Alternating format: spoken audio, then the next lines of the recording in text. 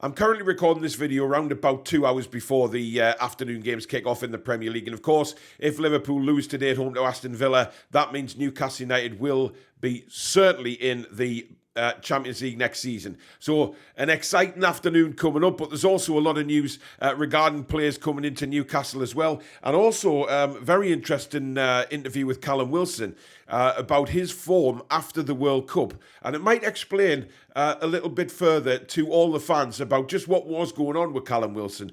Because was it illness? Was it just that he was out of form? He explains it in quite some detail as well. Well, let's dive in, guys. This is the Daily News.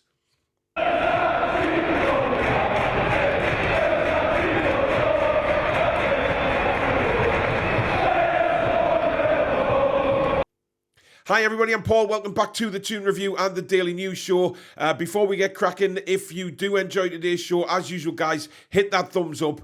We are very, very close to 20,000 now, so the more we get on those search results, the more subscribers we get. So please, please, please, before you leave, hit that thumbs up button. And of course, if you're new to the channel, why not become part of this fantastic community? It is free to do so. Hit the subscribe button and also that notification bell, which will let you know when we go live or we upload any videos. So thank you very much, guys, in advance for that. Right, into the meaty stories this morning. And, well, TalkSport have reported that Newcastle United, as you can see on the bottom there, are eyeing up a Leicester duo in the summer. Now, this is regardless, I think, of whether Leicester go down or not. Newcastle United seem to have made a priority of these two players. Now, one of them we spoke about many, many, many times before on transfer shows and in these daily news videos, and that is, of course, James Maddison. I'd love James Maddison at Newcastle. I think he's a fantastic footballer, really would improve our squad dramatically. So I have no problem with James Maddison coming to Newcastle at all. The other one is Harvey Barnes. Now, Harvey Barnes, of course, plays on the left side and has very, very much impressed Newcastle United and various other clubs this season as to his abilities. Now, many people have said that Leicester City have down tools now and have just given up, me included.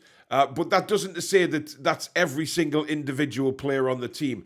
The times that I've seen Leicester City, Harvey Barnes has really impressed. He's very direct. He likes to take players on. He's got a good cross on him, and he can score goals.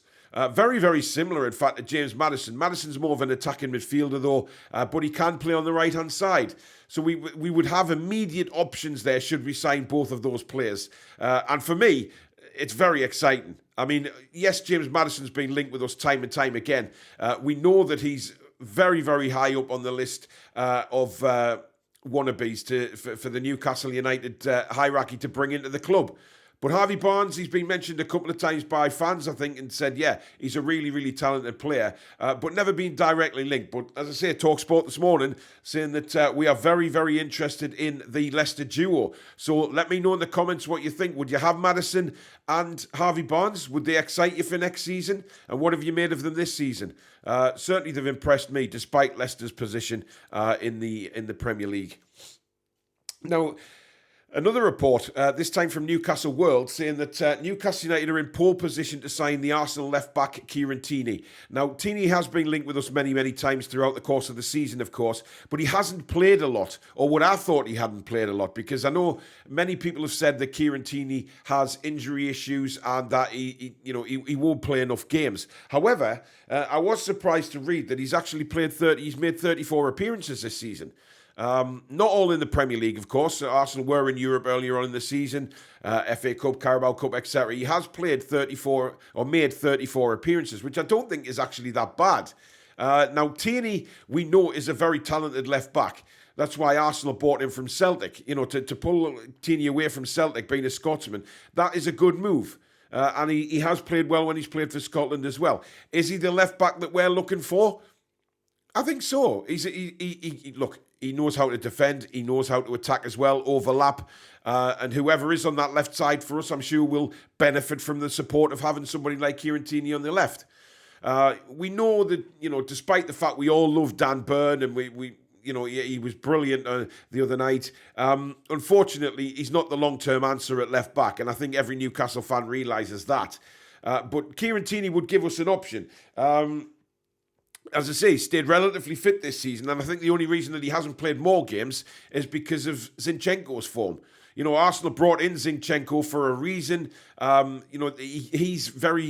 He's a utility player, can play in midfield. Probably his best suited position for himself would be centre midfield, but Arsenal have used him many times at left back this season, and it's kept Tierney out of the side because of his form. Unfortunately, that's just the way it goes. If a player's in form, it's very difficult to get in the side, no matter how good you are. But the question is, would Arsenal sell him? I mean, he's 25-year-old. Would they sell him to Newcastle United? Because obviously Newcastle are going to be one of Arsenal's main top four rivals in years to come. So it'd be very interesting to see if Arsenal would actually do a deal with Newcastle United involving Kieran Tierney. But again, let me know in the comments. Is Tierney the answer to left back? Would you be happy if we went and got him? I think he would. I honestly do. I think he'd be a brilliant player for Newcastle. Right, now also another player linked with us is Liverpool's Alex Oxlade-Chamberlain. Obviously, this has come about for links because he's leaving Liverpool at the end of the season, along with the likes of Milner and Firmino, etc. I think Naby Keita is another one who's leaving. So the links have already started. Now, with Oxlade-Chamberlain, it's very difficult to judge because he had a very, very bad career-threatening injury, of course, a knee injury back in 2018, and he hasn't featured all that much since he got that injury. So you kind of think, what would somebody like Oxlade-Chamberlain bring to Newcastle United? He's got big game experience, there's no doubt about that. He's got Champions League experience as well. He's played in a lot of the big games for Liverpool in the Champions League. Jurgen Klopp has certainly not been afraid to use him or bring him on as substitute, whatever Jurgen thinks was best, and he's not been frightened to use him. So he'd bring all that to Newcastle, but can we trust him not to be injured? That is the thing. Obviously, the links with his girlfriend, Perry Edwards from Little Mix, she's from here. I'm sure she would love it if he signed for Newcastle United. But he's one of these players that I don't think would be involved as a straight first team starter. I think he would very much be a squad player at Newcastle United. And I think that's something that maybe Oxlade-Chamberlain has to realise moving forward, is that there's not many teams that he's going to walk straight into a first 11 for. Because of that injury, I don't know. I don't know how I feel about that signing, to be honest. As a squad player, possibly.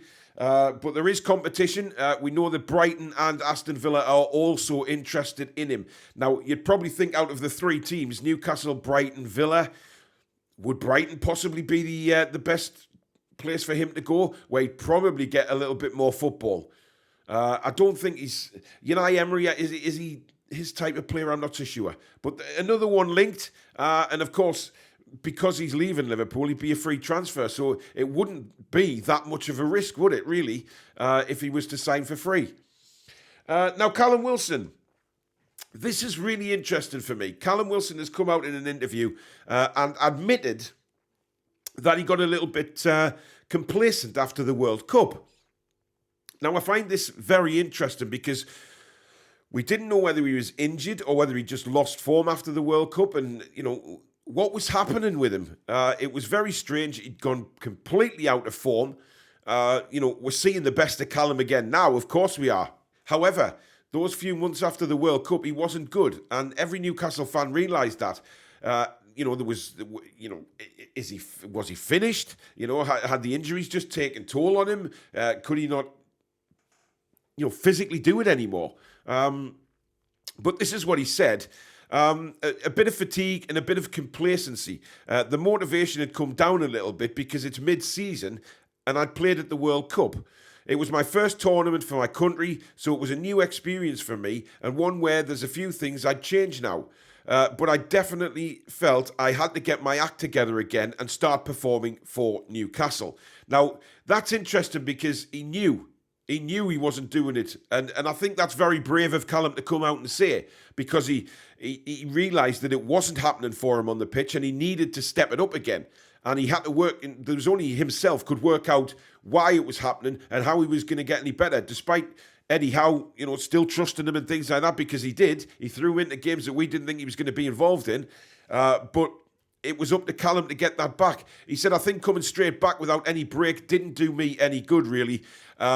We had cup games we needed to be involved in straight away, and you try to hit the ground running, but I found it difficult to find that form that I had previously. Now, I think this is a good message to everybody out there, really, from Callum, is that you just don't give up.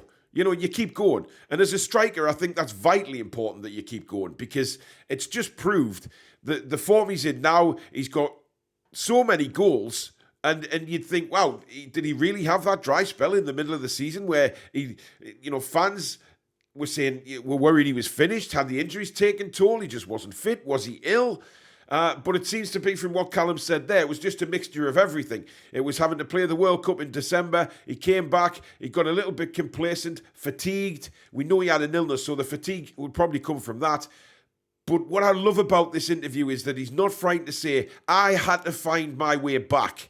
It was him and him alone that had to find his way back to get that form back and be that danger and fox in the box for Newcastle United like he is right now and like he was before the World Cup. So hats off to Callum Wilson, really, for coming out and saying that, because very brave and admitting that things weren't quite right. And, we all could see that things weren't quite right with Callum Wilson. Now they are. And he's banging the goals in again. And he's looking like that player. He's holding the ball up. He's strong. He's getting mixed. He's in the mix again with the centre-backs, which you love to see from Callum. He puts them off the game. And that's what he wasn't doing after the World Cup. But he's right in the faces now, and he's scoring goals. And that's the Callum that we love and we know and love, and we want him to do moving forward. So very, very brave interview with Callum Wilson there today. So that is the daily news, guys. It's very exciting afternoon for us Newcastle United fans. We could, by 5 o'clock, be in the Champions League if it doesn't go well for Liverpool at Anfield today. If not, no skin off our noses. We just go and do the job on Monday night against Leicester. But extremely exciting. But there you go. If you have enjoyed the video, guys, as I said at the start, please do give it the thumbs up. It is very, very important to this channel. We continue to get your thumbs up and your likes. And also, if you're new to the channel and you like what you see, have a look around, see what you think, and come and be part of this incredible community here on the Toon Review. It is free to subscribe. We are well and truly near 20k now, which is awesome. And don't forget to hit the notification button as well, which will let you know when we go live or we upload any future videos. But there you go, guys. Enjoy your Saturday. Let's just hope and pray we might be in the Champions League by 5 o'clock. But in the meantime, let me know in the comments what you think about all the points on the video today, and we will see you very soon. Take care, guys. Come back and check out the breeze.